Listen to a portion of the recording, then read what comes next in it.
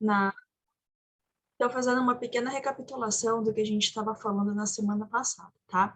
Na semana passada, a gente falou muito, principalmente sobre motivação, perdão, sobre liderança, tá? Então, a gente falou sobre grupos, a gente falou sobre composição de grupos, as atividades da semana passada foram basicamente focadas em vocês identificarem algum líder, identificarem quais as características que esse líder tem, que o fazem ser um modelo para as pessoas, tá? Daí vocês preencheram lá, fizeram a atividade. E agora, o que que a gente vai ver? Nós vamos falar um pouquinho mais sobre motivação, né? Então, eu vou fazer, assim, um geralzão, porque lembra, gente, o intuito do nosso encontro síncrono não é a gente ficar repisando coisas que vocês já vão ver na aula gravada, tá?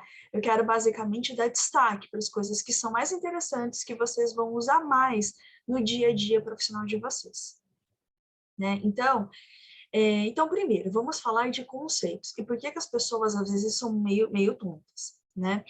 Então, motivação, assim como empatia, são temáticas que estão sendo, na verdade, muito estudadas, as pessoas falam muito, né? Então, por exemplo, o Mendes, sei lá, ele deu 2 horas da tarde hoje, ele falou, hoje eu estou motivado a assistir todas as aulas, né? A Lara fala assim, puxa, eu estou motivada a assistir todas as aulas porque eu quero me formar, né? Então, o que que é essa motivação? Essa motivação é uma vontade, tá? É uma necessidade não satisfeita.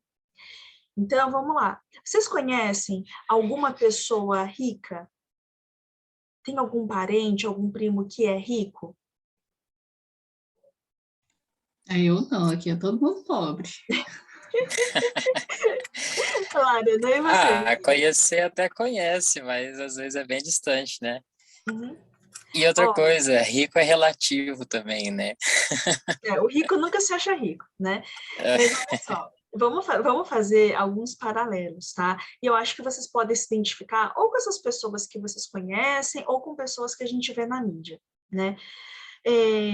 Não sei se vocês já observaram, tá?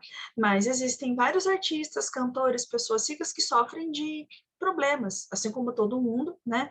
De depressão, tristeza, problemas diversos, né? Então, especialmente nos últimos tempos, saúde mental tem sido uma temática muito discutida por aí, né? E aí, a gente que está de fora fala assim, mas nossa, como que pode, por exemplo, sei lá, o Whindersson tá deprimido, ou o Felipe Neto, ou o fulano, como que isso, como que aquilo? E aí, eu tenho uma coisa a dizer a vocês, tá?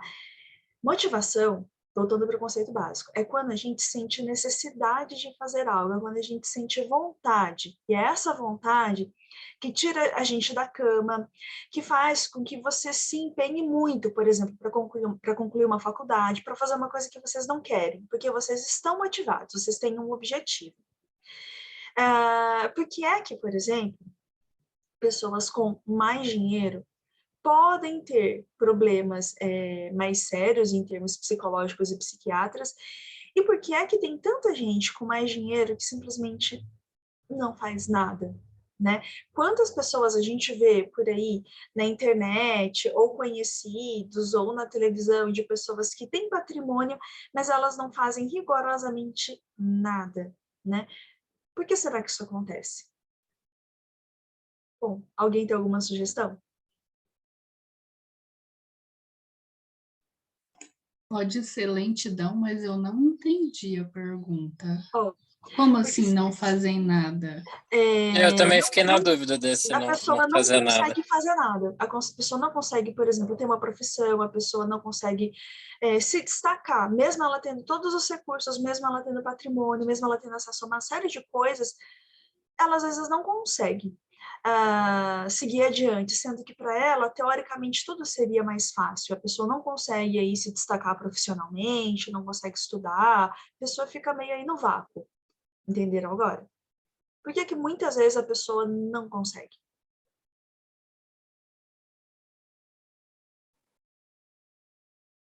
Alguma sugestão?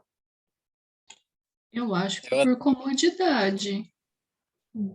Lara Ela falou nunca tudo sobre precisou provar comodidade. o valor dela. Hum. Muito bem. E você? Alguma coisa nesse sentido, mas é meio difícil de tentar explicar, né?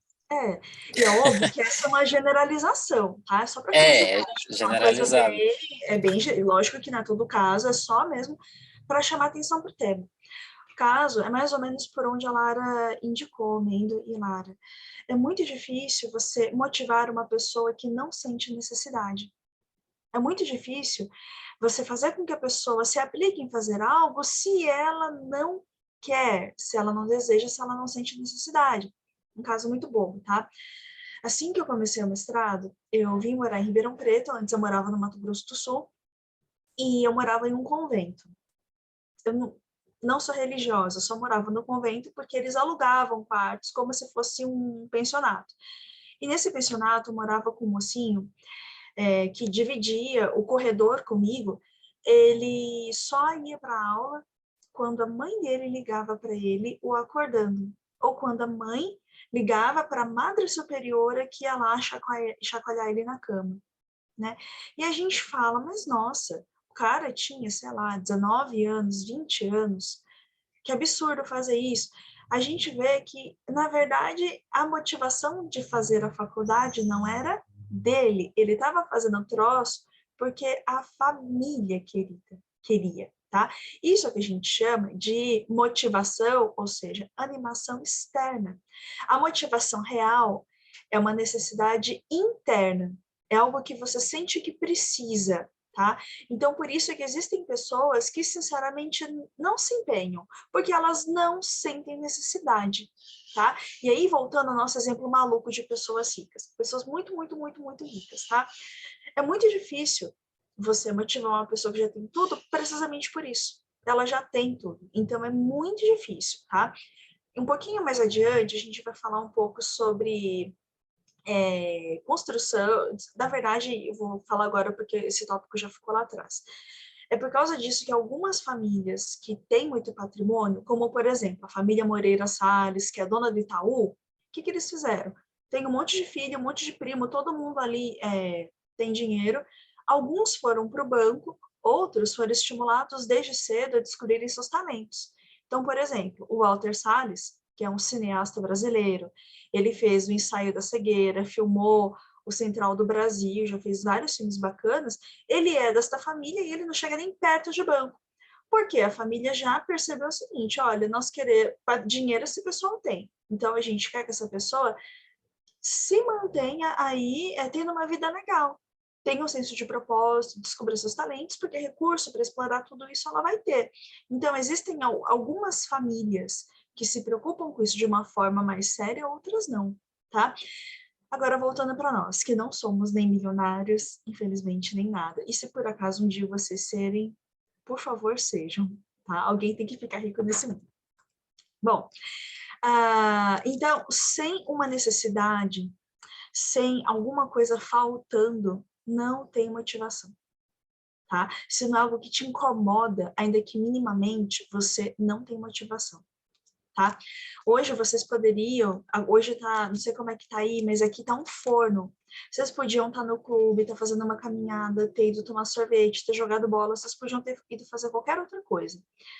Vocês estão aqui porque vocês querem se formar, porque vocês têm outros objetivos. E esse objetivo incomoda vocês a tal ponto que vocês estão aqui me assistindo, ao invés de estar fazendo qualquer outra coisa, tá? Tudo bem até aqui, gente? Então, primeiro, sem um incômodo, não tem motivação, tá? A pessoa não muda se ela não se sente incomodada, tá? A pessoa não se motiva se não existe algum desconforto. Tudo bem até aqui, gente? Sim. Tudo bem. Beleza? Então, ó, segunda coisa que eu acho que é interessante a gente discutir, que quando você está motivado, você se dispõe a fazer coisas diferentes. Você se expõe a fazer coisas novas, tá? E daí, da motivação para a ação, nós temos um pequeno percurso, tá? Esse pequeno percurso, ele passa por alguns critérios que a gente discute hoje em dia, como, por exemplo, autoestima e autoeficácia. Deixa eu mostrar aqui para vocês. esse conteúdo. Só um segundinho. Peraí.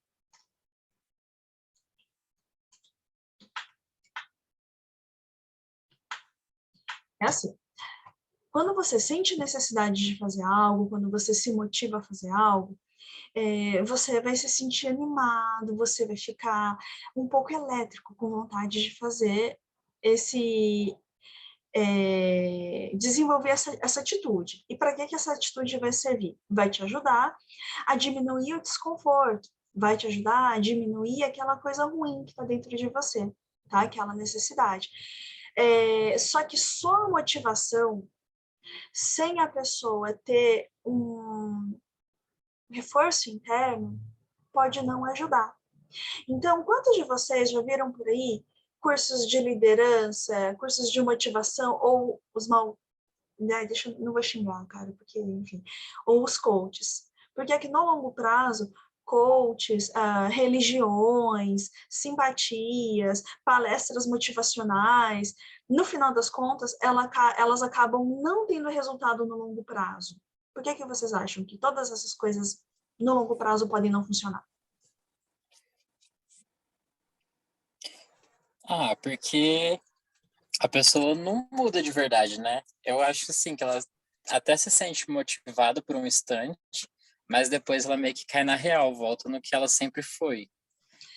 Então, eu acho que, olha só, eu não vou achar, mas não é E possível. tanto é que eu coloco tudo no mesmo balaio de gato, né? Coloco as igrejas, coloco os coaches, porque é tudo a mesma formulazinha, né? A pessoa vai lá, fica encantada com a coisa, passa 2 semanas, 3 semanas, parece que nem lembra o que aconteceu. Já volta a ser como era antes. Olha, eu concordo com você, e aí, vamos dar uma ordem a isso que você colocou, tá? É o seguinte, coaches, muitas vezes algumas filosofias, alguns conceitos, eles, como que eu posso dizer? Peraí. Gente, eu tô aqui ardorosamente caçando um negócio para mostrar para vocês, eu não tô conseguindo achar no meio dos meus arquivos. Mas tô colocando uma ordem que você disse, Neida. Todos esses fatores que você descreveu, que a gente conhece, algum religioso, algum coach, eles são motivadores externos. Se a pessoa não se motiva internamente, não funciona. E como é que a pessoa se motiva internamente? Primeiro, tendo uma necessidade.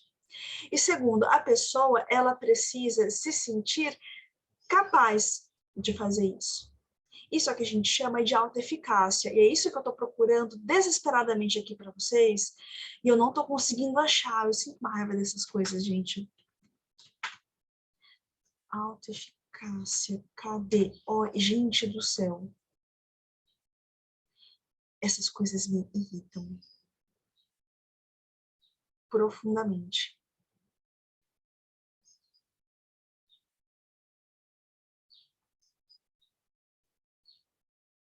Ai.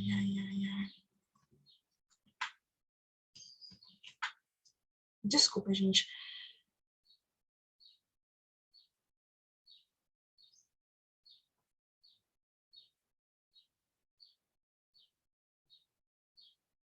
Tá, achei. Achei, gente. Não é exatamente aquilo que eu queria, tá? E não, por favor, não estranhe as figurinhas, as coisinhas de coach, mas isso que eu vou mostrar para vocês é uma figurinha de um conceito psicológico clássico, tá? Então, primeira coisa, para você se sentir motivado, você tem que ter uma necessidade, tá? Você tem que ter algum incômodo.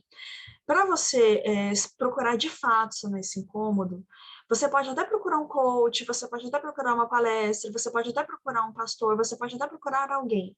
Porém, se você não sente que tem recursos internos suficientes, vai ser fogo de palha, tá?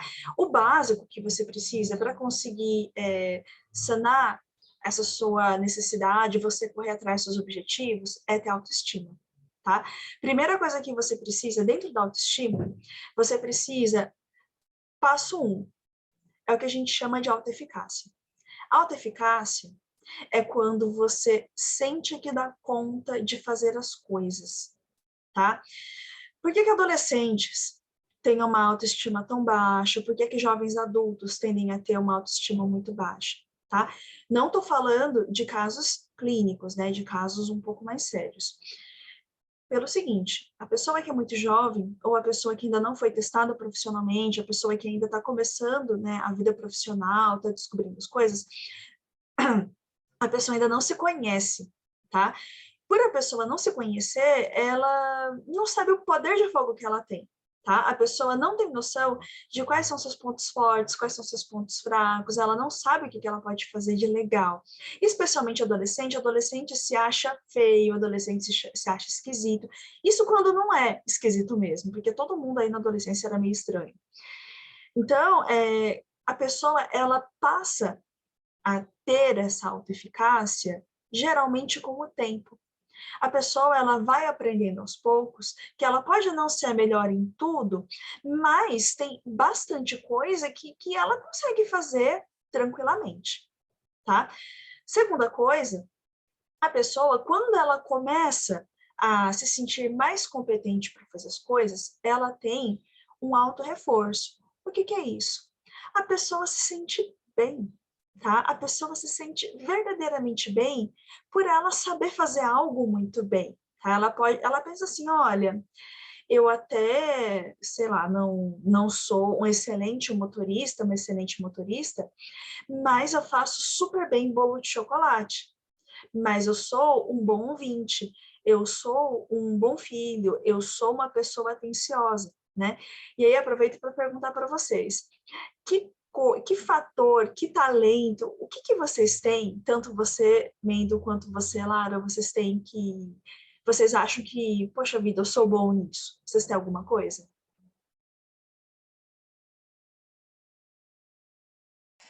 A galera elogia bastante quando eu faço comida. Fala que eu cozinho bem. Então, olha só, temos aí o Mendo sendo um bom cozinheiro. E qual é a sua especialidade, Mendo? Eu gosto de fazer massa e carne assada. Não necessariamente churrasco, sabe? Qualquer tipo de carne assada, grelhada e por aí vai. Maminha. Ai, meu Deus, Nossa, maminha. delícia demais. Delícia. Parabéns, Mendo. Parabéns. É Esse é um presente justamente que eu esse nunca caminho. tive. Ai, tô salivando aqui. E você, Flor? O que você faz de bom, Lara? Dizem que eu sou uma boa conselheira, então eu sempre recebo prints perguntando como eu agiria diante daquela situação, pedindo um help. Pode ser ela assim, questões totalmente aleatórias, emprego, relacionamento, amizade. Ô, Lara, então você é, pelo jeito, uma pessoa muito observadora, né? Muito. Nossa, eu pego muita coisa no ar, até coisa que eu não queria. Aí depois fico sofrendo internamente. Você fica, ai, meu Deus do céu, será que é mesmo ou será que é coisa da minha cabeça? Sim, essa é a história da minha vida. E geralmente é, porque eu observei, não foi assim, uma neura. Eu realmente peguei aquilo no ar. Menina, olha, é aquela coisa, ou você é uma boa observadora de microexpressões, tem gente que tem um talento natural para isso, ou que nem dizem por aí, você é sensitiva. Tem gente que é meio sensível para. Ninguém sabe onde Nossa, começa uma coisa e onde começa muito. outra, Eu né? consigo decifrar quando eu chego num ambiente, quem é legal, quem tá com boa intenção, quem gosta de mim, quem não gosta, quem tá ali só por educação. Quem tá sendo falso. Nossa, a revirada do olho me entrega. Mas eu consigo. É legal e também é chato, né? Que você sabe que uma pessoa está sendo fingida com você. E aí entra, e aí eu finjo normalidade, né? Ou deixo claro que eu já sei as intenções. Cara, é duro, É aquele né? dilema que a gente E, ó, precisa se dar bem, né, com as pessoas e às vezes não é conveniente bater de frente. às vezes, que nem dizem por aí, é fingir demência, sabe? Fingir demência e segue. Ai, menina, mas que coisa. Ó, então, olha só, vocês têm dois fatores, vocês têm dois pontos fortes e vocês têm, de diversas formas, essa questão da autocongratulação, né? Vocês dois recebem reforço de outras pessoas e vocês percebem que vocês são bons mesmos, tá? E, ó, então, primeiro passo, vocês sabem que são bons em algo e vocês recebem feedback externo, tá? E vocês também percebem, poxa vida, eu sei fazer isso, tá? Eu sou bom nisso. Aí, outro ponto que é muito bacana diz respeito ao autoconceito. E aí, esse é um outro fator. O autoconceito é o quão bom ou quão ruim você se acha, tá? Esse autoconceito, ele, de novo, quando você é muito jovenzinho e quando você é especialmente quando você é um jovem adulto, é mais ou menos a fase que vocês estão agora, existem muitas pessoas que têm um verdadeiro choque de realidade. É quando a gente fala, né, que a pessoa entrou na adolescência. A pessoa, um jovem adulto, está entrando na adolescência. Porque a pessoa, ela percebe que, na verdade, ela não sabe muita coisa, ela percebe que tem muita coisa ainda a ser feita, que, de repente, não é porque ela é adulta, que ela está na faculdade, que ela isso, que ela aquilo, que vai dar tudo super certo. Então, às vezes, a pessoa, ela tende a ter um autoconceito ruim, tipo, puxa vida, eu não sirvo para nada. E isso é especialmente sério caso a pessoa, por exemplo, tenha depressão. Então, o primeiro indício de depressão é quando a pessoa tem um autoconceito muito ruim sobre si mesma. A pessoa não se acha capaz de fazer nada, se acha uma porcaria, etc. O caso é, pessoas saudáveis, não é para ter um autoconceito daquela pessoa que se ama demais e enche o saco. Também é irritante aquela pessoa que eu me amo e, ai, credo. Mas também não dá para você ficar toda hora tendo autoconceito ruim de você mesmo. Só que tem um detalhe básico. Você não tem um autoconceito por ter.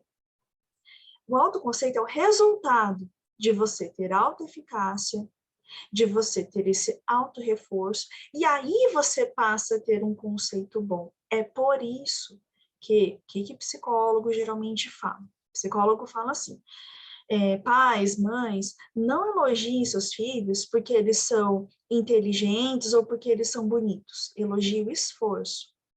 Porque vai chegar um momento da vida da criatura que não adianta ser bonito ou ser inteligente. Ela precisa de algo além para superar as dificuldades da vida, né? Então, por que o pessoal faz esse tipo de coisa? Porque você valorizar o esforço, você valorizar a persistência, você valorizar o pragmatismo, ou seja, fazer o que tem que ser feito, você dá a ferramenta para a pessoa ter um bom autoconceito. Tipo, olha, eu dou conta de fazer as coisas, eu não sou o melhor, mas eu também não faço feio, tá? Tudo bem até aqui para vocês, gente? Sim, perfeito. Tudo bem. Tudo certo. E, por fim, a autoimagem. A autoimagem, gente, é um fator quase que acessório quando a pessoa já tem um sentimento de autoeficácia, autorreforço, autoconceito positivos. Autoimagem é o quão gata a pessoa se acha, tá? Por que é acessório? Porque tem gente que, sinceramente, sabe que tem próprio valor e não está nem aí para aparência, tá? Tanto é que hoje em dia, a psicologia moderna, o pessoal da área da motivação não trabalha muito com essa questão da autoimagem, tá? Essa autoimagem, agora, qual que é o senão? Geralmente, pessoas que não são autoeficazes, não têm autorreforço e têm o baixo autoconceito, se acham muito feias, tá? Se acham esquisitas, se acham feinhas, se acham uma série de coisas. Então, o que o pessoal geralmente faz para melhorar um pouco o ânimo da pessoa? Melhora o corte de cabelo, ajuda, compra roupa nova, ajuda a fazer maquiagem, porque é uma tentativa de fazer com que a pessoa tenha um pouquinho mais de confiança, tá? Mas como tudo, esses cortes de cabelo, emagrecer, esses extreme makeovers, não sei o quê, é tudo acessório.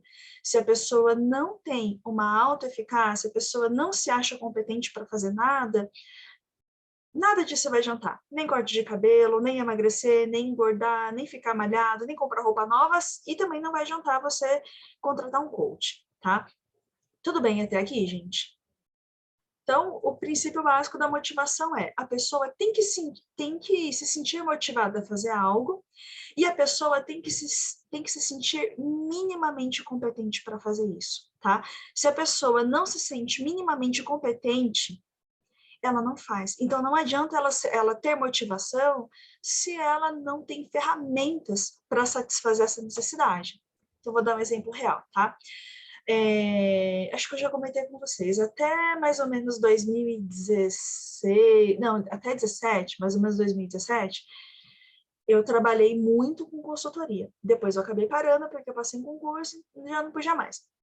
Mas um dos últimos trabalhos que era para a gente ter pego e não rolou foi um relacionado a palestras. O que é isso? Em 2017, 2018, um grupo usineiro que tinha 173 usinas aqui no Brasil estava procurando profissionais para prepararem palestras e cursos de liderança para os funcionários dessa empresa.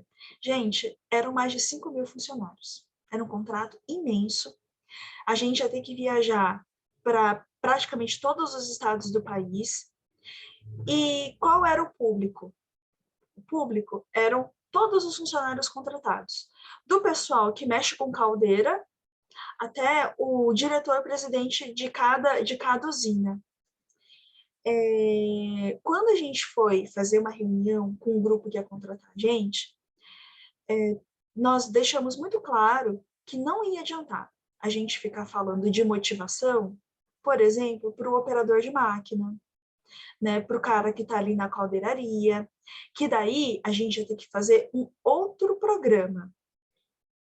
Não adiantaria a gente ficar falando de liderança. A gente poderia, por exemplo, dar aula de gestão de tempo, né, de princípios da administração, de planejamento estratégico, mas a gente não ia poder falar de liderança para esse público. Vocês têm alguma ideia do porquê que a gente não poderia falar de liderança para esse público, que seria de nível hierárquico mais baixo?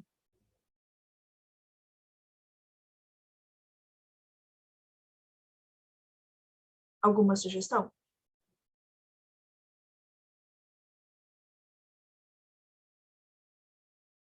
Bom, o que aconteceu?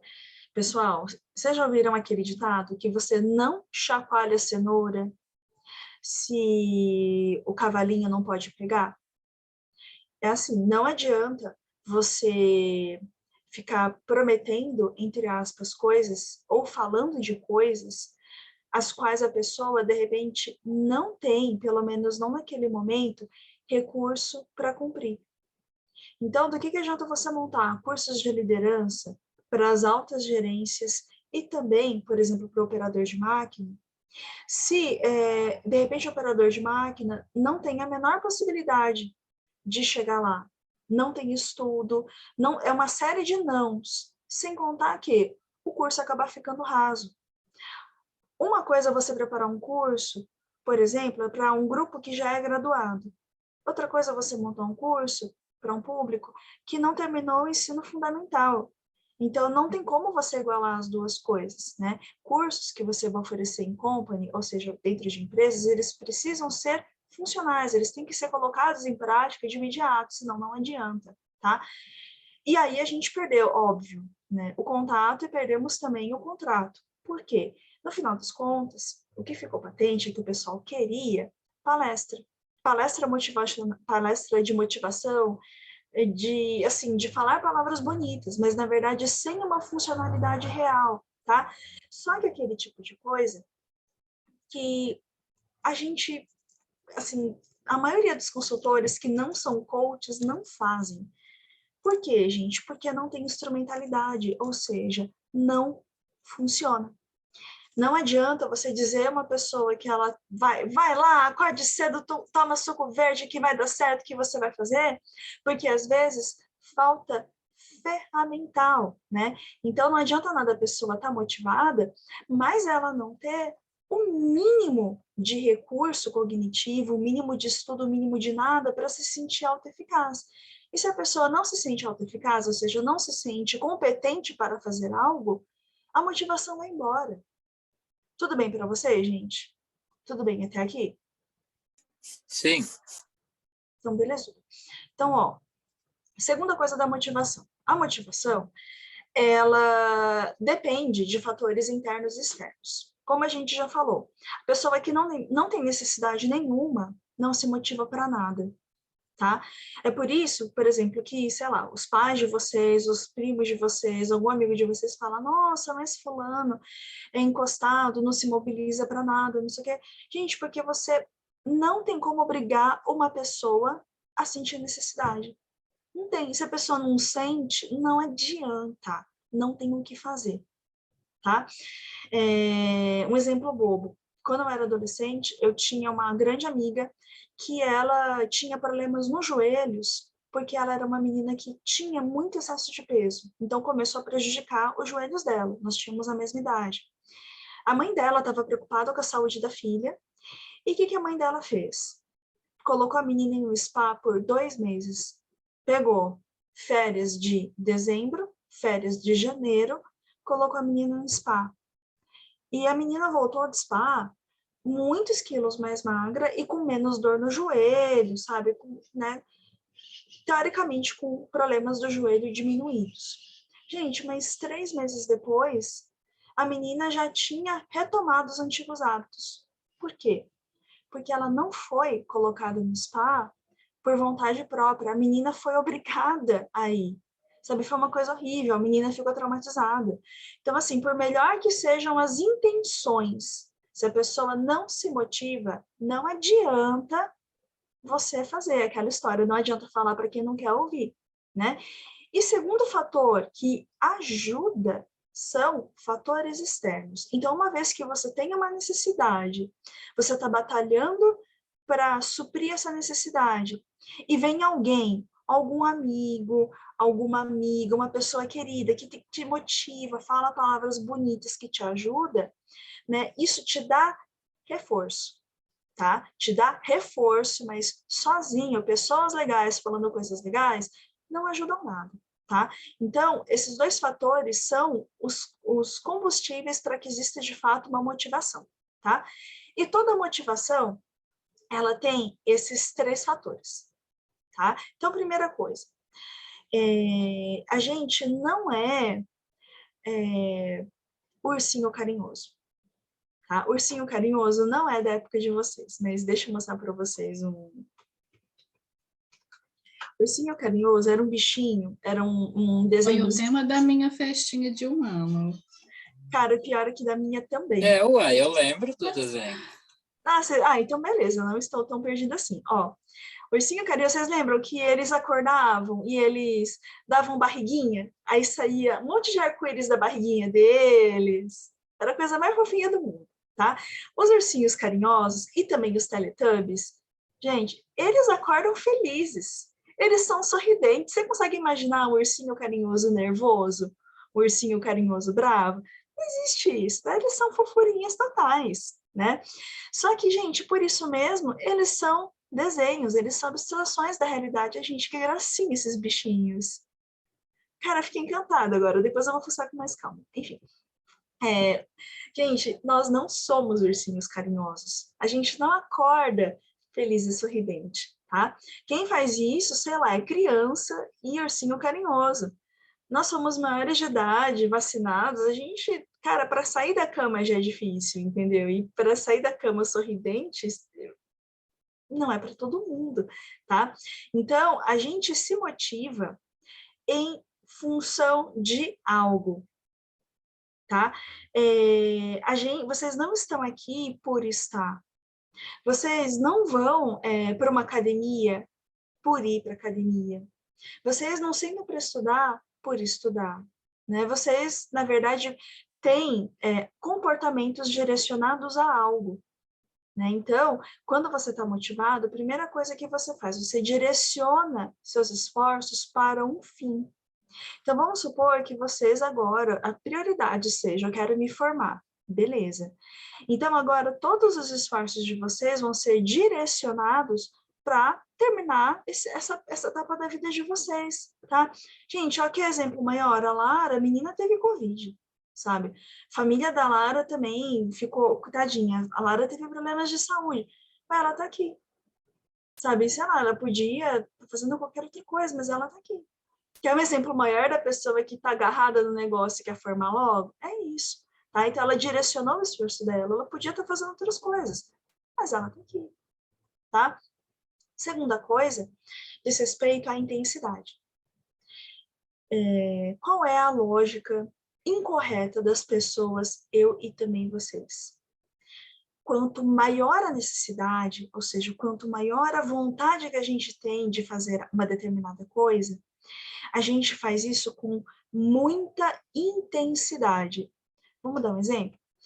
Vocês dois, na adolescência, até os 19 anos, ficaram perdidamente apaixonados por alguém? Ah, claro, né? Sim. O Mendes acho que deve até lembrar do sorriso da pessoa. E você, Lara, você já ficou perdidamente apaixonada por alguém até mais ou menos uns 19 anos? Já, Acho que todo toda mundo. besta. E vocês chegaram a namorar essas pessoas? Ou ficar, alguma coisa assim? Não, bem platônico. A Lara foi platônico. Ô, Lara, eu sinto muito. E você, Mendes? Assim, namorei, mas assim, É. essa que eu me arrastava, não cheguei nem a dar uns beijinhos. Ai, meu Deus do céu, gostoso, cara. Que gostoso. Gostoso agora que passou, mas namoro, ô sofrimento. Ver a pessoa beijando outra pessoa, dá vontade de estrangular os dois. Enfim. E você, Mendo? Não, deu certo, sim. Só que Uhum. não terminou muito bem, não. Não, como terminou essa história, tá? Mas olha, vamos pegar aí pontos comuns, né? A Lara, a menina, eu tenho certeza que ela sabia onde a pessoa ia, ela dava um jeito de aparecer no lugar, ela ficava provavelmente o dia inteiro no Instagram, no Facebook, acompanhando onde a pessoa estava, onde não estava, o que estava Era fazendo. Orkut. Orkut. Gente, olha, eu já tive tanto problema com rede social que hoje em dia eu mexo pouquíssimo. E o Mendo, esse primeiro relacionamento, eu tenho certeza que ele acordava e dormia pensando na pessoa. E nas primeiras semanas, meses, não desgrudava, doía fisicamente estar perto. Doía não ver, não falar, a pessoa fica meio fora do normal. Isso tudo aconteceu com vocês? Da pessoa ficar um pouquinho fora Sim, do ar? sim. Primeiros namoros, primeiros relacionamentos, é um mundo à parte, né? E por que primeiros relacionamentos, primeiros namoros são assim? Porque a gente não tem repertório, né? Você não... Primeiro namoro, gente do céu, é aquela paixão absolutamente intensa, tá? Tudo na sua vida é destinada para aquele amor, platônico ou não, tá? A questão é que por ser intenso demais, não tem permanência, que é o terceiro item da motivação. Por isso que primeiros namoros geralmente têm términos, assim, não estou falando que é sempre, mas é comum que os términos sejam, assim, uma pancadaria, tá? A Mendo falou, olha, o término não foi muito bom. Eu já imaginava, Mendo. No meu caso Pois também. é. Por quê? Quanto mais intenso é, você não dá conta de manter a mesma intensidade com o passar do tempo, tá? Então, isso vale para namoros e isso também vale para coisas importantes na vida, né? Então, vamos supor, por exemplo, que vocês dois queiram prestar algum concurso. Então, primeiro, vocês têm um objetivo. Então, vocês vão direcionar esforços para separar um momento no dia, para sentar, para estudar, para ver umas aulas, né? Vocês vão se direcionar. E quanto à intensidade? Não adianta, gente, não adianta ficar bitolado. Não adianta sentar 10 horas por dia, 11 horas por... Não adianta. Por quê? Você não dá conta mesmo, tá? De manter esse comportamento ao longo do tempo. tá? Não adianta, não dá conta. Mesma coisa, por exemplo, aquelas pessoas que querem, assim, projeto verão, né? Aí a pessoa inventa de fazer dieta, de ficar 3 horas por dia na academia. Por que que não dá certo? A pessoa não aguenta no longo prazo. Porque por mais que ela tenha uma motivação, a intensidade extrema faz com que a pessoa não aguente. Então, qual que é a lógica para tudo? Devagar e sempre, tá? É a lógica do dominó. Quando você põe aquele monte de dominó, um seguido do outro, né? Quando você empurra um, o resto cai também, né? Então, o esforço tem esse mesmo sentido. Faça um pouquinho de cada vez, um pouquinho por dia, que com a construção dos dias, você vai ter grandes resultados. Quantos de vocês já abandonaram academias ou outros projetos porque vocês pegaram muito firme demais? Vocês acabaram largando no meio do caminho. Já aconteceu com vocês isso? Ah, sim, não. E outra, acontece até dentro da faculdade. Por exemplo, se é um trabalho muito difícil para fazer, é muito mais fácil fazer um pouquinho por dia, né? Do que deixar para a última hora. É um bom exemplo. Próxima hora você ou não dorme, ou você fica com raiva, ou E você faz acaba mal feito. pecando. É. Então, a lógica é essa. Por isso que, por exemplo, educadores físicos, poucas pessoas gostam de fazer exercício físico. O que a pessoa fala? Não adianta você já começar fazendo matrícula de 1 ano na academia. Um dia você faz uma caminhada, no outro dia você faz outro. Quando você tiver uma regularidade de caminhada, aí você vai procurar uma academia. Primeiro 2 vezes por semana, depois 3. Vai devagar e sempre, porque se pegar pesado, não consegue, tá? Bom, e aí, último ponto, basicão da motivação. Como que ela surge? E aí, vamos falar de pessoas tranqueiras? Vamos, tá? Então, primeira coisa, vamos supor que eu vou pegar a Lara como exemplo, porque a Lara é moça e eu acho mais fácil espelhar o comportamento. Vamos supor que a Lara ela esteja namorando uma pessoa e ela descobriu que hoje, dia 25 de janeiro, né, no final de semana passado, ou seja, no dia 21, 22 e 23, essa pessoa foi para uma micareta e beijou um monte, não ela. Ela ficou triste, ficou chateada e meteu o pé. Muito bem, Lara. Meteu o pé e acabou. Só que outra pessoa gostava da Lara. Gosta da Lara. E a pessoa se arrependeu de ter feito isso, tá? Então, primeira coisa, a pessoa, ela ficou triste porque fez besteira, tá? Ela sentiu muita vontade de ter a Lara do lado dela, então ela tem essa necessidade satisfeita, porque a Lara não quer ver essa criatura pintada de ouro, ela pegou ódio, porque mandaram foto para ela até, da pessoa lá se esfalfando lá, beijando outras pessoas. E a pessoa fez isso, mas ela ficou arrependida, ficou triste, ela quer a Lara de volta. E aí, isso começa a gerar uma tensão, porque a pessoa já tá quase se chicoteando, tipo, meu Deus do céu, como eu fui idiota, por que eu fiz isso? Essa tensão dá vontade, primeiro, de voltar ao tempo, mas não dá certo, mas a pessoa pensa, o que eu posso fazer para a Lara me perdoar, né? Ela passa, né, além de ter vontade de mudar comportamentos, ela vai buscar comportamentos para mostrar para Lara que a pessoa se arrependeu. Então, vai parar de sair, vai parar de beber, vai parar de ir para micareta, sei lá, vai até entrar na igreja, para provar para Lara que, olha, eu agora estou de boa, não vou fazer isso nunca mais, acredita em mim, tá? Tudo dando certo, e se a Lara não pegou um ódio mortal? Se ela reavaliou e percebeu que consegue perdoar, coisa que não é todo mundo que consegue, talvez vocês voltem.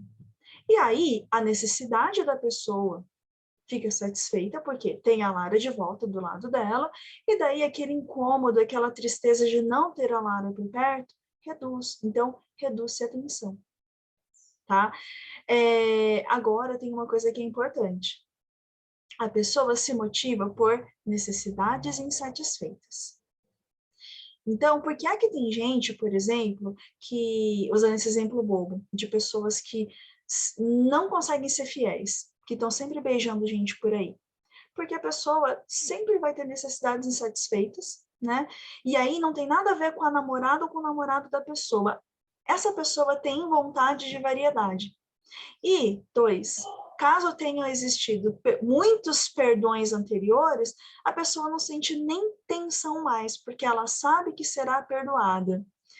Querem um exemplo agora de Big Brother? Aliás, vocês estão mais ou menos ligados em Big Brother? Ou Eu nem? pensei nesse exemplo na hora. Aham. Ó, esse rapaz aqui, o Arthur Aguiar, ele confessou 16 puladas de cerca com a mulher. 16. Que ele confessou.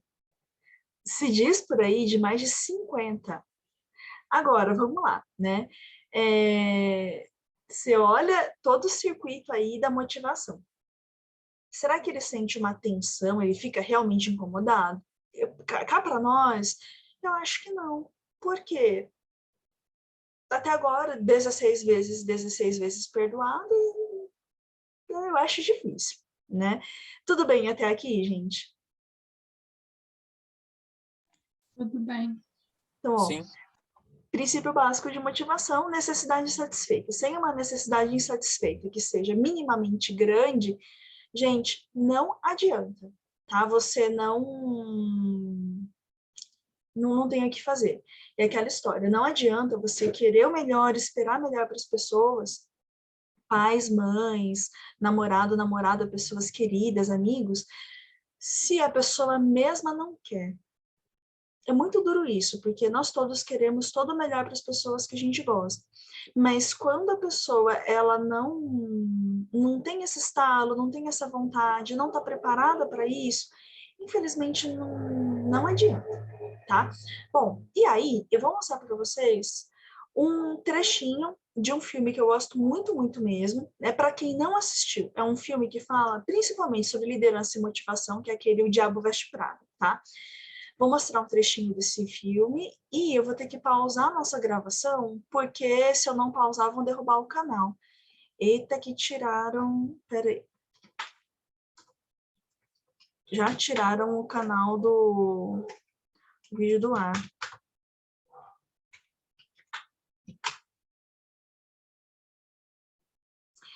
Aqui, ó. Eu vou diminuir. Vou pausar aqui a gravação.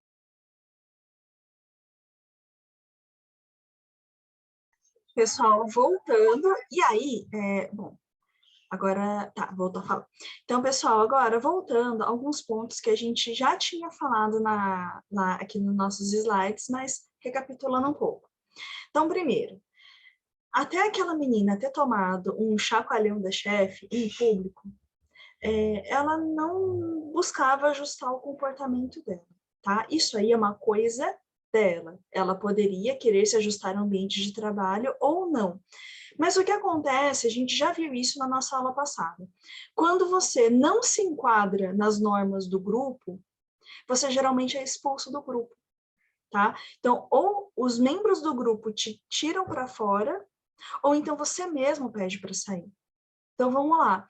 Quantas pessoas que começaram a faculdade com vocês e acabaram largando porque não se entrosaram com os colegas, porque não gostaram da cidade? Vocês lembram de uma situação dessas? De colegas que desistiram do curso no comecinho?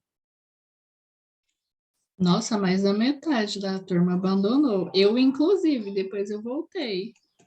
A Lara voltou. Que bom, Flor, que bom. Nossa, horrível a sensação de não era para eu estar aqui. E aí, tá vendo? A pessoa, quando não se encaixa, ela, ou o grupo tira a pessoa, ou a pessoa mesma sai. Ô, Mendo, e você? Ah, teve sim. Na geologia teve bastante casos de gente que desistiu. Pois é. E aí, gente, não é nada inesperado, porque olha só, muita gente de fora que nunca morou longe do pai e da mãe, né? Então, já, por exemplo, morar sozinho numa república, num pensionato. Aí chega na faculdade e não necessariamente tem os professores mais legais do mundo. Então, gente, só um spoiler. pelo menos na administração, é muito comum que os professores de primeiro ano sejam particularmente, assim, casca grossa, porque filtram. Então, assim, o aluno que, entre aspas, não quer saber de nada com nada, no primeiro ano sai por obra e graça de alguns professores mais turrões, que porventura estão lá no curso, né? Mas, enfim, não é uma prática que eu acho aí muito legal, não, mas, enfim, eu também sei que não é todo mundo que faz, não é todo curso que faz. Mas, quando você não se encaixa e você também não sente motivação de se encaixar, você não busca ajustar comportamentos, o caminho natural é a saída, tá? E o que aconteceu com essa moça nesse trecho de filme é o seguinte, ela tomou um esparrama da chefe dela, e daí ela foi, assim, desabafar com o amigo dela, o Nigel, aquele mocinho de óculos, e ele falou, olha, filha, pede demissão, porque, assim, ela é desse jeito, né? Então você ou vai abraçar e vai se ajustar, vai se acomodar, ou então você vai sair, porque ela não vai mudar, né? As pessoas daqui também já estão consolidadas, é aquilo que a gente falou também na aula passada. Uma pessoa não muda o grupo, mas o grupo muda a pessoa. Entendeu? É o contrário, a coletividade muda a pessoa. Então, o que aconteceu nesse caso específico? Essa mocinha, ela se motivou a mudar, ela começou a se sentir incomodada por não ser reconhecida, então ela tentou criar formas de buscar mais reconhecimento e de buscar maior projeção, né? Então, aquela personagem seguiu todo esse processo básico da motivação. Então, ela queria se apresentar melhor para, com isso, ela também ser reconhecida. E também um ponto 2, né, que a gente viu nesse trechinho, que lembra que eu falei para vocês agora há pouco, que a autoimagem, ela não é o principal fator da autoestima, mas ela é um bom gatilho, que é o seguinte, quando a pessoa está se sentindo incompetente, a pessoa não está se sentindo capaz de fazer coisas, pequenos reforços de autoimagem, ou seja, um corte de cabelo, roupa, ajuda a pessoa a se sentir um pouco melhor, tá? Mas assim, é um efeito muito temporário mesmo, tá? Todo mundo, nós três já fomos adolescentes. Eu há bem mais tempo que vocês há menos tempo. Existia alguma coisa na aparência de vocês quando vocês eram adolescentes que vocês não gostavam? Não precisa dizer o que mas tinha alguma coisa que vocês não gostavam? Tudo só. Só tudo. Desastre.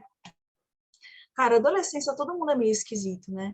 Eu lembro que eu fazia uma maquiagem, e engraçado que hoje em dia as pessoas põem. Eu sempre fui bocuda, literalmente. Minha boca na adolescência era deste tamanho, era ainda maior do que é hoje. Eu passava corretivo na boca inteira, e aí eu fazia contorno na boca, assim, pela metade, para ficar fininho, porque há anos atrás, ter boca muito grande, ninguém queria. E hoje em dia as pessoas põem, mas enfim. E aí, o que acontece? Existem vários estudos, esses eu acho maravilhosos, me incomoda que as pessoas não falem muito a respeito, que mostram o seguinte, vamos supor que o Mendo seja complexado, por exemplo, com, sei lá, com o nariz, né? E a Lara seja complexada hoje com a boca. Exemplos bobos, eu estou citando coisas comuns. E aí, vocês dois decidem entrar na faca. Então, ou seja, a Lara põe preenchimento, o Mendo faz sinoplastia. A pessoa, antes dela fazer a cirurgia, ela pensa o seguinte, nossa, eu vou ser feliz, minha vida vai mudar, eu vou ser mais autoconfiante, vai ficar tudo bem, não sei o quê. Isso acontece? Acontece. Sempre vai acontecer? Não. Mais ou menos 6 meses depois da pessoa ter feito a cirurgia, 6 meses, no intervalo de 6 meses a 1 ano, os níveis de felicidade e satisfação voltam aos níveis anteriores. Tá? Por quê? Porque a gente se acostuma. Vocês podem ganhar na Mega Sena hoje, tá? Vocês vão ficar mega felizes durante 1 ano. Daqui a mais ou menos 1 ano, a sua felicidade, a sua satisfação com a vida vai voltar aos níveis mais ou menos anteriores, tá? Por quê? A não ser que existam motivações mais profundas, por exemplo, além de ganhar a Mega Sena, você já saiba mais ou menos o que você vai fazer, e que você tente compartilhar isso com amigos, família, para ampliar a experiência, a tendência das pessoas é sempre voltar para o comportamento e para as sensações anteriores, tá? Por isso que é importante você sempre ter níveis, assim, de estima, mais ou menos ajustados, porque senão vira um poço sem fundo, ou seja, você vai ficar o tempo todo mexendo em alguma coisa e você, na verdade, nunca vai ficar feliz, porque, né, a gente acostuma com tudo, com coisas boas e com coisas ruins, tá? Bom, e daí, por fim, eu queria conversar um pouquinho com vocês sobre, olha, isso aqui que eu vou comentar com vocês é a primeira teoria da motivação, é que cai em praticamente todos os concursos que vocês forem prestar. Eu quero também conversar com vocês um pouco sobre esse sistema motivacional estratégico, tá? Que vai dar mais ou menos o tempo que a gente tem aí da nossa conversa síncrona, tá? Então, primeira coisa, quando a gente está falando de motivação, a gente tem alguns pontos básicos que são esses, tá? Então, primeiro, a gente tem que a motivação depende de fator interno e de fator externo. A gente tem que a motivação, ela tem direção, intensidade e permanência. E a gente tem também que a motivação tem esses 6 passos, né? Mas o ponto básico é, sem necessidade, não tem motivação. Tá? E aí, existem algumas teorias que tentaram explicar como funciona a motivação para todos nós, tá? A principal teoria de motivação é essa hierarquia de necessidades de Maslow. Quem que é esse camarada? Esse Maslow, ele foi um psicólogo que ele basicamente percebeu que as pessoas têm 5 grupos de necessidades diferentes, tá? Que nesse sentido, todas as pessoas são iguais e que conforme você vai realizando uma necessidade, você, na verdade, já está querendo outra, né? Então, por exemplo, com 15 anos, talvez o sonho de vocês fosse ter um carro. Com 30, o sonho de vocês vai ser outro, tá? Então, às vezes, vocês realizaram o sonho de ter um carro com 18, só que não é por isso que vocês ficaram felizes, tá? Vocês mudaram, e junto com a mudança de vocês, mudaram também os sonhos, mudaram os desejos, mudaram as necessidades, tá? A gente nunca vai ser sempre a mesma coisa, a gente sempre vai mudar. E porque a gente vai mudar, a gente sempre vai querer coisas diferentes. Nós somos, na verdade, grandes maquininhas de desejar coisas. A gente toda hora quer uma coisa, né? Então, primeira necessidade que nós temos... Então, peraí, antes de tudo. Maslow, ele dividiu necessidades em 2 fatores. Necessidades básicas e necessidades elevadas. As necessidades básicas são essas 2 primeiras aqui. Ou seja, se você não tiver essa necessidade suprida, você morre. E que necessidades são essas? Primeiro, as necessidades básicas, né? Ou fisiológicas, que são o quê?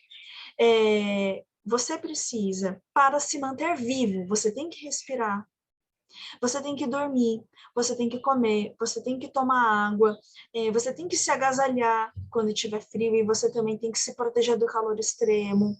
Né? Então, são aqueles fatores que se você não tiver, você vai morrer, com certeza. Tá? Então, essas são as necessidades fisiológicas. Depois que você dormiu, está hidratado, está com a barriguinha cheia, você começa a se preocupar com segurança e estabilidade. Ou seja, você começa a prestar atenção ao seu ambiente. Será que você está morando num lugar seguro?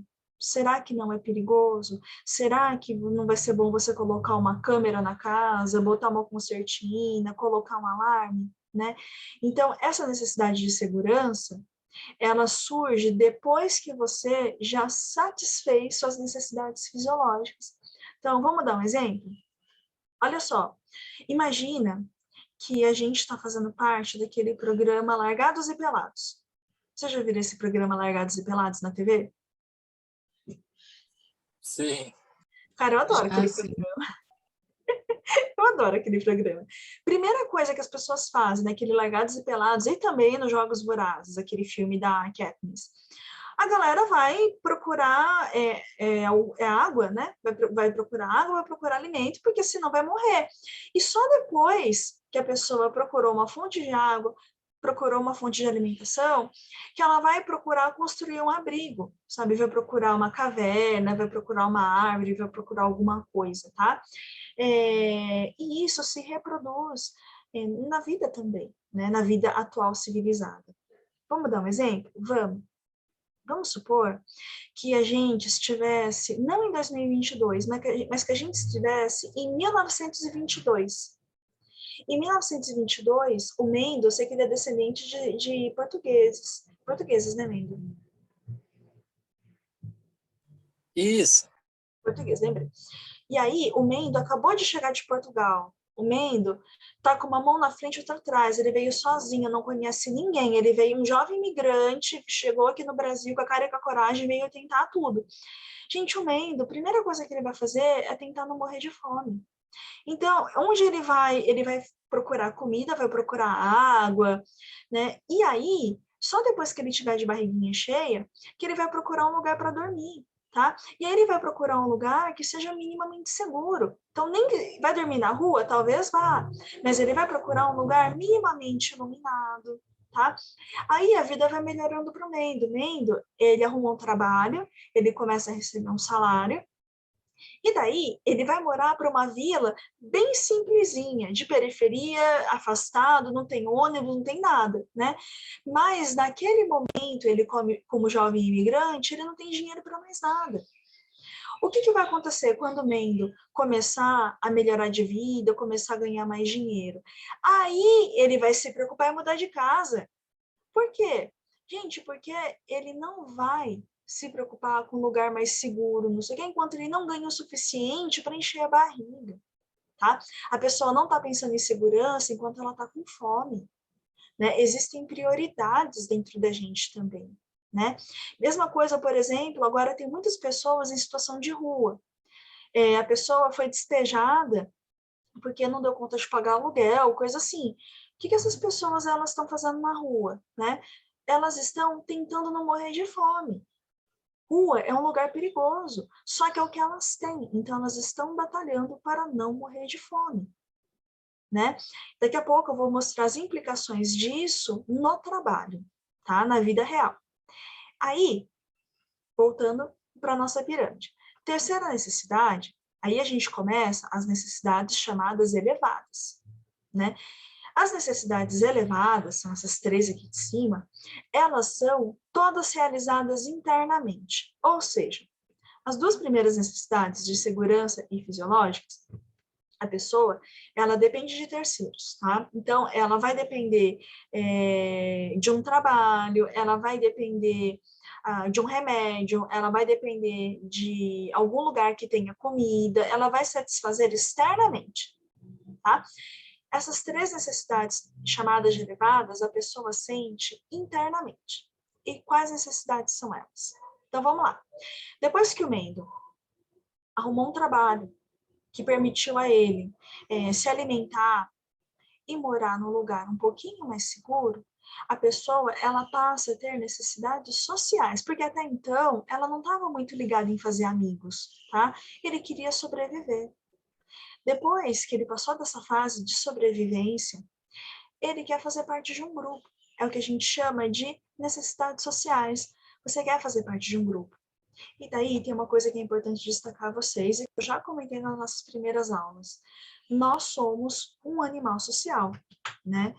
Nós evoluímos como espécie para existirmos em sociedade e para a gente depender de contato com terceiros para a gente se sentir bem, tá? A sugestão que eu dou a vocês é aquele livro Sapiens. Esse livro é muito bom, ele explica mais ou menos de onde viemos e provavelmente para onde estamos indo. Esse livro é bem legal, tá?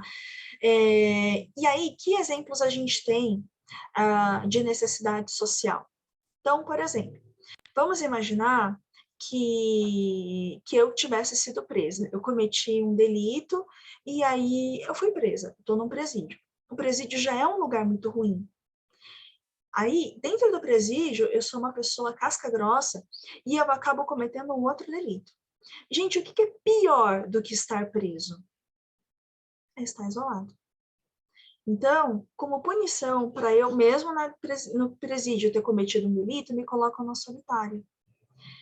Bom, e aí tem uma coisa importante. Vocês sabem que a pessoa não pode ficar mais de 15 dias na solitária? Já ouviram essa história? Não, nunca ouvi, não. Não pode. Eu Você acho que eu já já vi viu? algum filme. Não pode. Por quê, gente? Porque existem inúmeros estudos que mostram que com mais de 15 dias de isolamento, acontecem danos psicológicos severos, muitas vezes irrecuperáveis. A pessoa, ela deteriora e não tem como você voltar àquilo que você era antes. Então, a partir de 15 dias, os danos causados são severíssimos. Tanto é que vocês lembram daquele... Vocês já chegaram a assistir aquele filme O Náufrago, do Tom Hanks? Que ele fica perdido numa ilha e ele começa a falar com uma bola? Sim, Esse filme é uma gracinha. Por que foi que ele fez isso? Estava falando com uma bola. Foi o mecanismo que o cérebro dele criou para ele não enlouquecer. Porque qualquer indivíduo isolado, ele adoece. Um exemplo besta, tá? A gente agora tem pandemia. 2020 foi um terror, especialmente para quem é idoso. Por quê? Os idosinhos não podiam sair de casa. Especialmente entre 2020 e 2021, o número de idosos depressivos com Alzheimer e Parkinson disparou. Por quê? Gente, você proibiu o idosinho de visitar a vizinha, de falar com os irmãos. Tudo isso foi particularmente cruel para quem é idoso. E sim, isso gerou transtornos psicológicos. E hoje já se sabe que, especialmente a terceira idade, sofreu de... E as crianças também, tá? Crianças de até 7 anos. Por quê? Criança, porque está se formando ainda enquanto indivíduo. E idoso, porque com o passar dos anos, fisicamente você vai decaindo, você perde muita coisa. Ainda por cima, você ficar afastado de um grupo foi devastador para muitos idosinhos, tá? Então, você tem necessidades sociais quando você já satisfez necessidades fisiológicas e de segurança, tá? E por social significa você fazer parte de algum grupo. É por isso também que, como a gente já falou agora há pouco, tantos colegas de vocês desistiram do curso, porque não se encaixaram. Tá tudo bem até aqui, gente? tranquilo. Tudo certo. Tranquilo? Bom, aí a próxima necessidade é a necessidade de estima. O que significa isso? Não basta você fazer parte de um grupo, você quer ser reconhecido por ele, tá? Você quer ter um pouco de prestígio, tá? Você quer, de alguma forma, se sentir valorizado, né? O que significa isso? Por exemplo, vocês fazem parte de um grupo que abrange mais ou menos 2% da população do Brasil, que são as pessoas que estudam em universidades públicas, federais ou estaduais. Tá? Quando uma pessoa entra numa universidade pública, ela geralmente fica muito orgulhosa. Tá? Então, por exemplo, vocês mandaram fazer adesivo para carro, colocaram moletom, compram boné, os pais de vocês falam de vocês. Por que isso, gente? Porque vocês fazem de um grupo que tem prestígio, tá? E uma vez que vocês estão dentro de um grupo, seja profissional, seja de amigos, gente, vocês querem ser reconhecidos por fatores, tá? Vocês querem ser reconhecidos como pessoas legais, como pessoas competentes. Então, faz parte da vida em um grupo você de alguma forma ser reconhecido. E é por isso também que dentro de um grupo, especialmente grupo de amigos, a gente assume papéis. Então, todo grupo tem aquela pessoa que é mais nervosa, aquela pessoa que é mais engraçada, aquela pessoa que é mais inteligente, aquela pessoa que é mais nerd, a pessoa que é mais desligada. São papéis que a gente se encaixa porque nós queremos ser reconhecidos por algo, tá? E cada um de nós era alguma coisa dentro do grupo, né? Sei lá, quando eu era adolescente, eu lembro que eu era CDF. Eu passava cola para todo mundo. Eu não sei como é que vocês eram. Sempre tem o festeiro, o beijoqueiro. A gente se encaixa nesses papéis, tá? Então, ainda que você não seja tão CDF, ou que você não seja tão beijoqueiro, uma vez que você tem uma reputação disso, você tenta se encaixar na reputação que você já tem. Isso acontecia com vocês quando vocês eram adolescentes? Ou nem? Ah, sim, acontecia. Você era Com o quê? certeza. Vocês eram o quê no grupo de amigos de vocês, gente? O que tocava em banda. O que, você era. Então você também era o beijoqueiro, porque a gente que toca em banda também tem todas as festas. Não, não, não, imagina. Ah, tá bom. Sei. Lara, acha que engana a gente. Eu era a nerd. A que socorria todo mundo. Ninguém fez a tarefa, mas eu fiz. Trocava favores.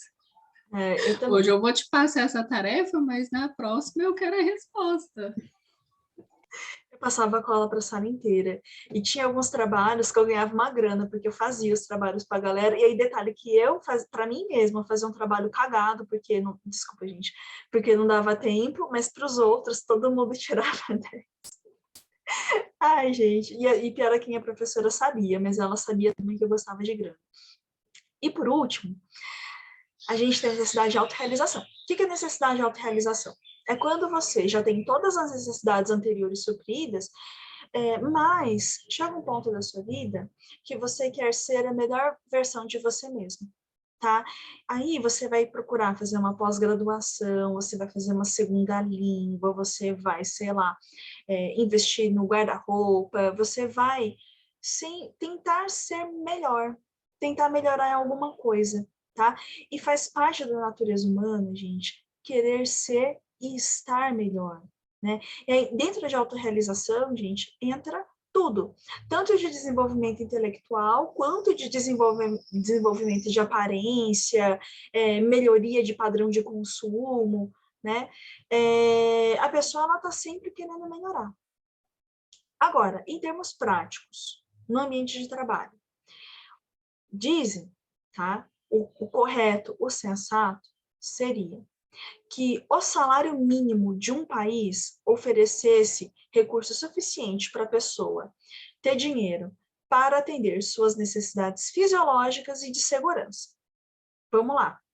Quanto no Brasil, para uma família de pai, mãe e 2 filhos, uma família precisaria ter para fazer a compra de mês, para pagar conta de luz, conta de água, para ter telefone e para morar em um lugar de aluguel, um lugar minimamente seguro? Vocês têm alguma ideia da média nacional, do quanto teria que ser o salário mínimo nacional? Chegaram a ver alguma pesquisa relacionada a isso?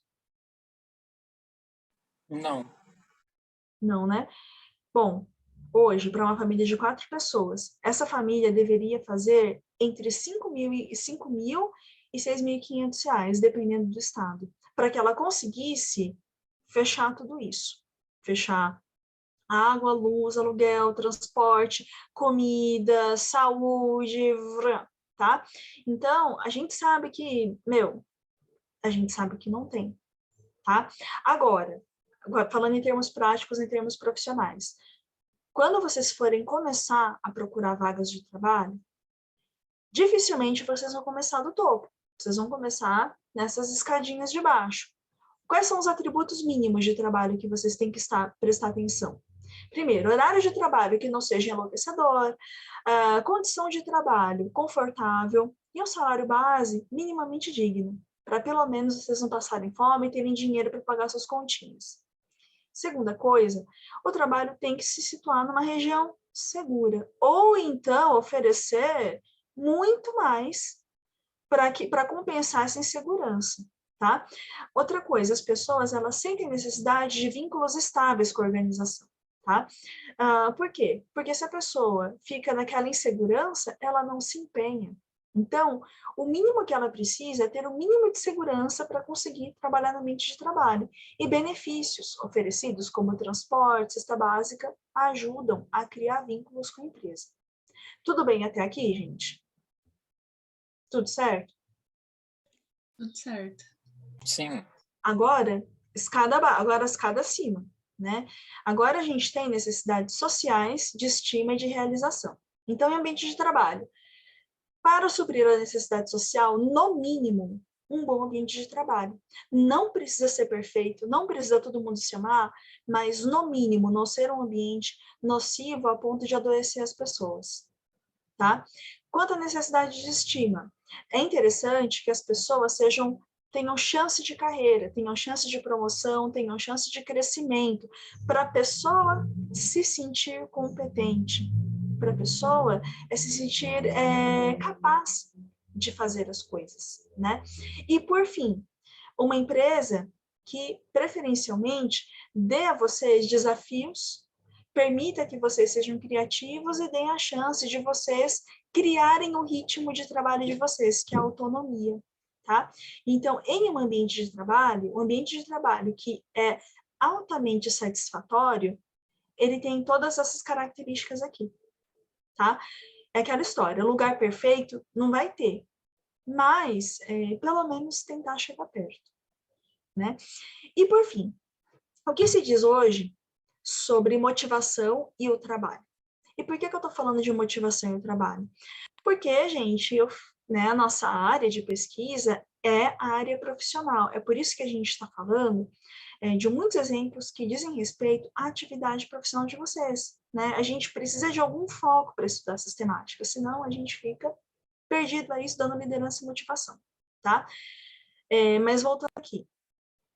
O trabalho, seja lá o trabalho que vocês forem desenvolver, para que ele seja satisfatório, para que vocês sejam leais ao trabalho, ele tem algumas dimensões. Que dimensões são essas? Primeiro, vocês precisam conseguir exercer habilidades. O que é isso? Você não fica o tempo todo fazendo sempre a mesma coisa, você está sempre fazendo uma coisa diferente, o trabalho, ele é organizado, mas não é rotineiro a ponto de ser tedioso, tá? Vocês conseguem fazer bastante coisa. Segunda coisa, identidade da tarefa. É quando vocês reconhecem que foram vocês que fizeram aquilo, tá? Vocês sentem orgulho daquilo. Então, por exemplo, Lara e Mendo, vocês são mais parecidos com a mãe ou com o pai de vocês? Acho que com o pai. Mendo é com o pai e você, Lara? Eu sou uma mistura dos dois. Depende do ponto que você estiver perguntando. Olha só, que os pais, eles geralmente sentem orgulho danado quando eles veem o filho que é a cara deles, filho ou filha. Então fica aquela coisa de, eu que fiz, porque é parecido. Provavelmente o pai do Mendo, tipo, eu que fiz. Fica orgulhoso porque ele reconhece no filho dele características dele, tá? Isso vale para pais e mães, isso também vale para o trabalho. A gente sente orgulho de resultados de atividades que a gente se reconhece neles, né? Então, quando você tem um trabalho que você reconhece que foi você que fez, que tem o seu jeito, isso te dá um quentinho no coração, sabe? Tipo, eu que fiz isso, né? E, por fim, nós temos a significância de tarefas. Significância de tarefas é o quanto você sente que o seu trabalho tem significado social, o quanto você sente que consegue, de fato, ajudar outras pessoas, tá? Então, por exemplo, muitas pessoas que trabalham em call center, algum de vocês já trabalhou em call center ou conhecem alguém que trabalha em call center? Conheço, eu nunca trabalhei, não. Eu também não trabalhei, mas conheço. Muitas pessoas que trabalham em call center adoecem, desenvolvem depressão quando trabalham por longos períodos, porque a pessoa ela é muito maltratada. É um ritmo de trabalho muito maluco e a pessoa não sente que faz diferença efetiva na vida de outras pessoas, porque ela não vê o trabalho dela sendo reconhecido, tá? Ao passo que, por exemplo, professores tendem a reclama, xinga uma coisa ou outra, mas no geral, professores tendem a ser muito satisfeitos com o trabalho, porque eles sentem que o trabalho deles tem significado, ou seja, de fato ajuda pessoas, né? Uma outra profissão hospitalar, que as pessoas são muito motivadas, as pessoas são muito felizes, né? Sentem que o trabalho faz diferença na vida de outras pessoas, são aquelas pessoas que são faxineiras de hospital. Gente, faxineiro de hospital, especialmente faxineiro de UTI, sabe do peso do trabalho dela para que o hospital não tenha infecção hospitalar, para que as pessoas se recuperem, tá? Então, não é só enfermeiro e médico que sente orgulho, tá? Os zeladores e faxineiros, especialmente de UTI, eles também sentem que o trabalho deles tem muito significado para a sociedade. Tá? Então, quanto mais significado a pessoa consegue perceber, mais animada com o trabalho ela fica. Tá? Além disso, o trabalho ele precisa ter o mínimo de autonomia. Autonomia é quando você dita o seu ritmo. É quando você tem autocontrole e você determina o resultado e o produto do seu trabalho. Então, qual que é a lógica? Quanto maior a autonomia, né, maior a motivação. Né? E, por fim, maior feedback. Feedback é quando você reconhece de bate-pronto se você mandou bem, se você mandou mal. Então, por exemplo, o Mendo. O Mendo, ele é músico. Ele gosta de, enquanto ele está lá tocando, enquanto ele está lá cantando, ele percebe que tem algumas músicas que as pessoas respondem mais e tem músicas que as pessoas respondem menos. Então, qual que é a lógica? O Mendo, ele vai, primeiro, se empenhar para tocar melhor, e segundo, ele vai construir um repertório que tenha feedback, ou seja, que as pessoas curtam, que as pessoas fiquem olhando com aquela carinha feliz, cantem junto. Por quê? Porque a gente é gente, tá? A gente quer atividades que a gente tenha feedback positivo. O Mendo não vai continuar cantando uma música que as pessoas visivelmente não gostam, tá? Bom, quando o trabalho tem essas 5 dimensões essenciais, você cria estados psicológicos críticos. O que é isso? Você percebe que o trabalho é significativo, você se sente responsável, você conhece os resultados do seu trabalho e, por fim, que resultados você tem nesse trabalho? Você tem alta motivação para ir para o trabalho, seu desempenho é melhor, você fica mais satisfeito e você tende a faltar menos. Por quê? Você gosta do trabalho. Então, você falta só quando realmente está doente. Isso é baixo absenteísmo. E, por fim, por gostar do trabalho, você sai menos do trabalho, você troca menos de empresa. Então, por isso, a rotatividade de empresas que têm cargos legais, as pessoas entram e saem menos, os funcionários, eles se fidelizam, né? E quanto mais dimensões, quanto mais variedade, mais identidade, mais significância o trabalho tem, mais vontade de crescer na empresa, mais vontade de se dedicar, a pessoa tem. Quando o trabalho não tem nada dessas dimensões essenciais aí, as pessoas não se sentem motivadas. Então, estar naquela empresa ou estar em qualquer outra, tanto faz. Elas não se sentem muito motivadas a continuar. Tudo bem, gente? Então, ambientes de trabalho tem como, sim, motivar minimamente as pessoas, desde que elas provoquem reações emocionais positivas. Se o trabalho provoca reação emocional negativa, a pessoa não se motiva, ela quer sair. Tudo certo, gente? Perfeito. Certo. Belezinha? Então, meninos, acho que é isso. Falei de algumas coisas da nossa temática dessa semana. Vejam lá depois o vídeo. Caso vocês tenham dúvidas, problemas, reclamações, qualquer coisa, só me avisar, tá bom? Pode deixar. Então, beleza, gente. Bom, obrigada. Imagina, pessoal, até semana que vem. Beijo, beijo, viu? Valeu, pessoal. Até. Até semana que vem. Tchau, Tchau, gente. tchau. Tchau.